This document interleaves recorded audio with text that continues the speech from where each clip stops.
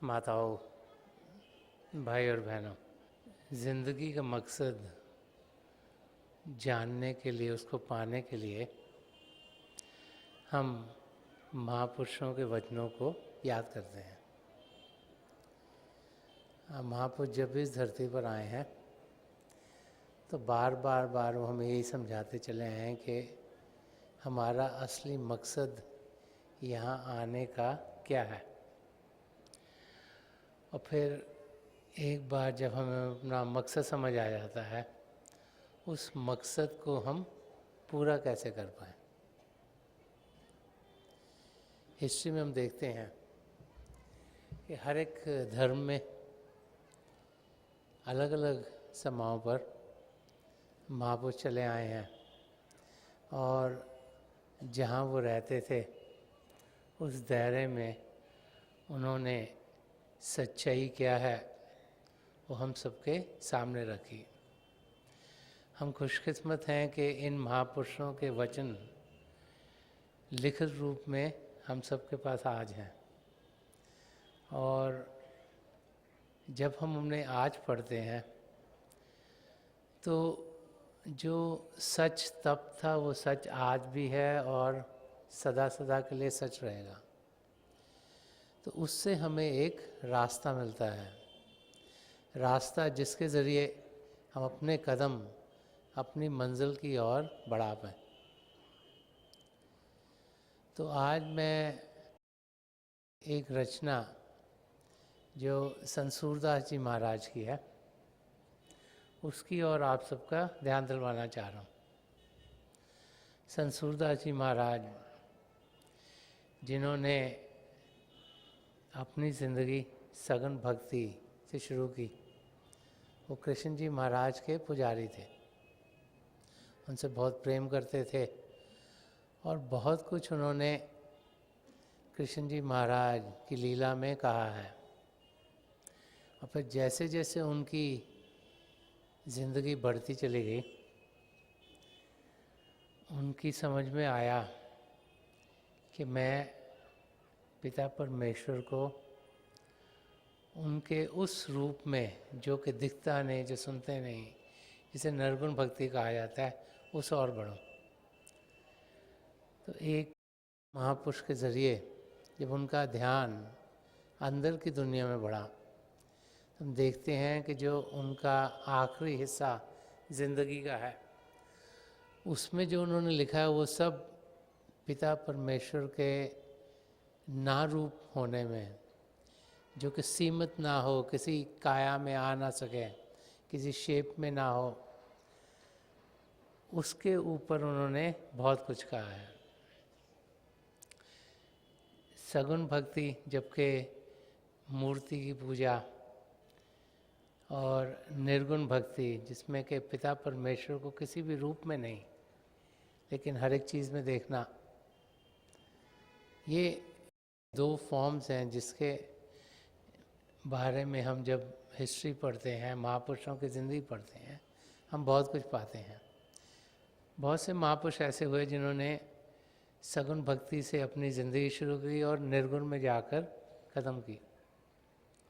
वो इस नतीजे पर पहुंच गए कि सूरत को शरीर से ऊपर उठना है।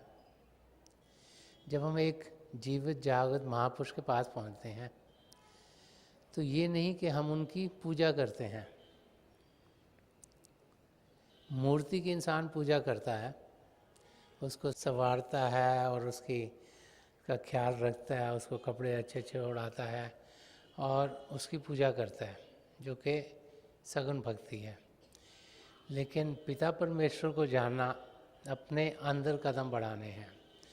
और जब हम किसी पूर्ण महापुरुष के चरण कमलों में पहुंचते हैं तो उनका रास्ता उनकी पूजा करने में नहीं है। वो बार बार हमारी आत्मा का मिलाप परमात्मा से कराते हैं। वो चाहते हैं कि हम पिता परमेश्वर से जुड़ें। वो हमें अपने आप से जोड़ने के लिए नहीं आए, लेकिन पिता परमेश्वर से जोड़ने के लिए आए हैं। तो ये समझ जब इंसान की क्लियर होती है तभी उसे मालूम होता है कि एक जीवित जागृत महापुरुष हमें सिर्फ मदद करने के लिए आते हैं। उनका काम ये है कि हम अपने लगाव पिता परमेश्वर से करें। वो अपनी पूजा पाठ कराने नहीं आते, वो चाहते हैं कि हम पिता परमेश्वर को माने।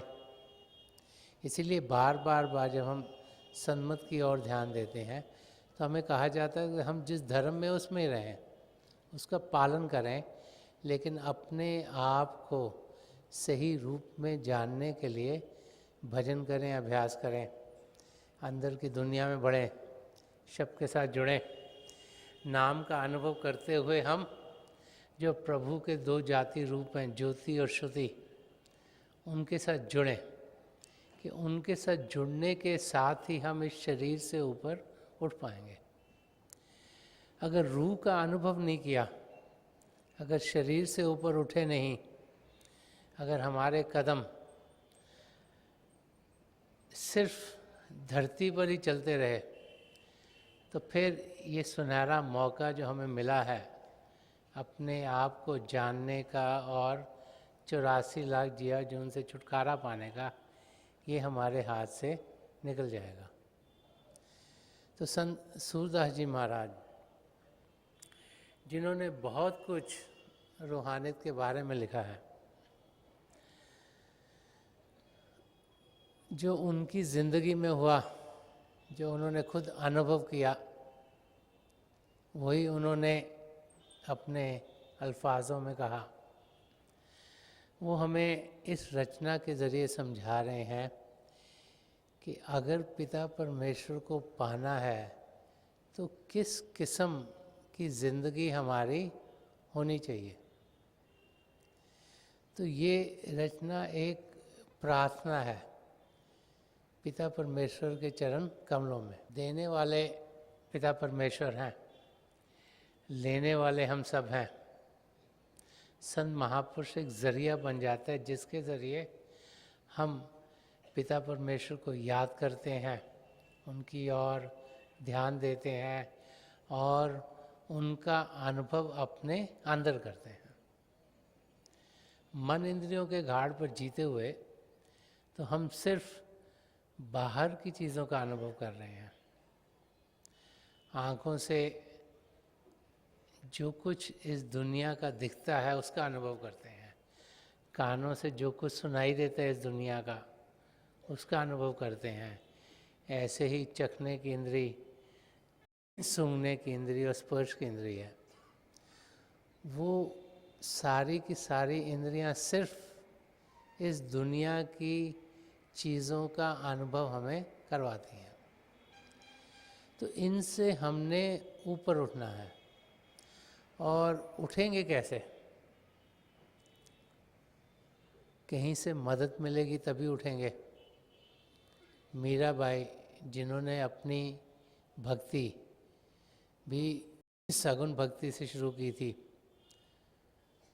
वो भी कृष्ण जी महाराज की बड़ी पुजारन थी। फिर संत रविदास जी महाराज ने जब उन्हें नाम की देन दी तो उन्होंने अनुभव किया कि शरीर के ऊपर भी उठ सकते हैं। और उन्होंने यही लिखा है कि मीरा मन मानी सूरज सैल आसमानी, कि मैं तब मानी कि सच्चाई क्या है जब मेरी सूरत ने अंदर के मंडलों की उड़ान की। अब उस अवस्था में हम कैसे पहुँचें कि अंदर के मंडलों में हम जा पाएँ, कैसे रूह को शरीर से अलग करें। वो स्टेट जिसमें कि हम पिता परमेश्वर का जाति अनुभव कर सकते हैं, वो क्या है। और एक शिष्य को, एक जिज्ञासु को, एक सीकर को किस किस्म की ज़िंदगी जीनी चाहिए ताकि उसका मकसद पूरा हो, ये इस रचना में संत सूरदास जी महाराज ने बड़ा खोल के समझाया। जो बेसिक अंडरस्टैंडिंग है, जो सही समझ है कि हम कौन हैं, इस सृष्टि से हमारा क्या रिश्ता नाता है, पिता परमेश्वर जिसने सृष्टि रची, जिसके भाने में सब कुछ होता है, उनसे हमारा संबंध क्या है और उनको हम कैसे जान सकते हैं, पहचान सकते हैं, उस समझ को यहाँ इस रचना में संत सूरदास जी महाराज ने बड़ा क्लियरली समझाया। वो फरमा रहे हैं कि जैसे राखो तैसे रहो।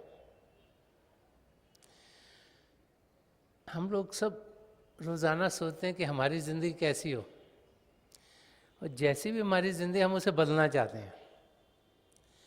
अगर हम कहीं पे काम कर रहे हैं, हम सोचते हैं हमारी तरक्की होनी चाहिए, ये काम तो चल ही रहा है, अगली लेवल तक पहुँचे। अगर हम बिज़नेस में कुछ पैसे कमा रहे हैं, हम सोचते हैं बिज़नेस और एक्सपैंड हो, हम कुछ और कमाएं। अगर हमने पढ़ लिख के एक डिग्री ली, हम सोचते हैं हमें कुछ और भी आना चाहिए, हमें कुछ और चीज़ का पता हो। आजकल कंप्यूटर्स का टाइम है, अगर इन्फॉर्मेशन एक जगह से मिलती है, हम सोचते हैं नए नए सॉफ्टवेयर आ रहे हैं, ये सब हमें मालूम होने चाहिए। नए फ़ोन मार्केट में आया, ये हमारे पास होना चाहिए। तो जो कुछ हमारे पास है, हम उससे कुछ और चाहते हैं। तो ज़िंदगी कैसी होनी चाहिए कि जैसे राखो तैसे रहो। कह रहे हैं हे प्रभु, प्रभु के चरण कमलों में प्रार्थना कर रहे हैं कि जिस हाल में आप मुझे रखो, उसी हाल में मैं रहूं। तेरा भाना मीठा लागे, स्वीट इज एवर। ये लफ्ज़ हम सुनते तो बहुत हैं, इन पर अमल कोई कोई कर पाता है। क्योंकि इंसान होने के नाते, इस इंसानी चोले में होने के नाते, इस दुनिया में जब और तरफ देखते हैं तो हमें यही लगता है शायद उसकी चीज़ें मेरे से बेटर हो रही हैं, वो मेरे से आगे निकल गया, उसके पास ज़्यादा कुछ है। हम सोचते हैं यही करके शायद खुशियाँ मिलेंगी। और जो इन चीज़ों में पड़ जाते हैं वो कभी खुश नहीं रहते, उनकी ज़िंदगी दुखों से भरी रहती है। तो जिस हाल में पिता परमेश्वर हमें रखते हैं, वो हाल हमारे लिए सबसे बेहतर है। अगर ये समझ हमारे को आ जाए तो हम देखेंगे कि ज़िंदगी खुशियों से भरपूर हो जाएगी। हिस्ट्री में कई वाक़े हम देखते हैं कि कैसे वो इंसान जो प्रभु में पूरा यकीन रखते हैं कि उन्हें कोई इच्छा नहीं होती कि वो कुछ और करें, उन्हें अपने मालिक में इतना विश्वास होता है कि वो उसी हालत में सुख चैन की ज़िंदगी जीते हैं। और जिनके अंदर हलचल रहती है कि मुझे ये भी मिल जाए, मुझे वो भी मिल जाए, मेरे साथ ये भी हो, मेरे साथ वो भी हो, वो हर समय एक घबराहट में रहते हैं कि पता नहीं जो मैं कर रहा हूँ वो ठीक है कि नहीं है ठीक, पता नहीं कि जो मेरे साथ हो रहा है वो ठीक है कि नहीं है ठीक। तो पिता परमेश्वर में इतना यकीन हो कि हम ज़िंदगी निडर हो के जिएँ। जैसे कि बार बार महापुरुष समझाते चले आए हैं कि डर इंसान को तब लगता है जब उसके अंदर फेथ नहीं होता।